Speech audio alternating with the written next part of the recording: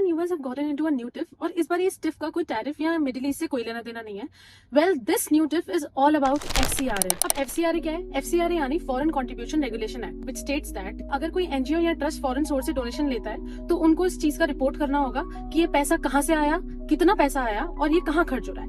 This exists because of the straightforward reason government wants visibility, like who is funding activity inside the country and for what purpose. This is important of course for the country's security. अब 2026 में इस law में government ने एक नया amendment propose किया कि अगर फॉरेन फंडेड एनजीओ का रजिस्ट्रेशन कैंसिल हो जाता है या सरेंडर कर देती है या उसका रजिस्ट्रेशन रिन्यू नहीं होता है, गवर्नमेंट के पास पूरा राइट है कि वो उस एनजीओ के फॉरेन फंडेड एसेट्स को वो पूरा खुद के कंट्रोल में ले लेगी. इंडिया में तो इस प्रपोजल से ऑपोजिशन को बहुत ज्यादा प्रॉब्लम है और यूएस में भी Democrats as well as Republicans both the parties have a problem with this proposal. Why? Because Republicans का ऐसा कहना है कि this will hamper their religious activity and religious freedom in India. Because बहुत सारी foreign entities whether it is in the US और in other countries funding Christian missionaries in India. उनको ऐसा लगता है ये बिल आने से उनकी सारी क्रिश्चियन मिशनरीज बंद हो जाएंगी और उनकी सारी एसेट्स ले ली जाएंगी. The law clearly says that कि कोई भी पब्लिक गुड या रिलीजियस एसेट्स होंगी वो वैसे ही वर्क करेंगी, सिर्फ कंट्रोल शिफ्ट होगा to the government. And well, on the other side, Democrats are talking about like on the humanitarian grounds. जब यहाँ पे humanitarian की बात ही हो रही है, तो now just let's talk about it.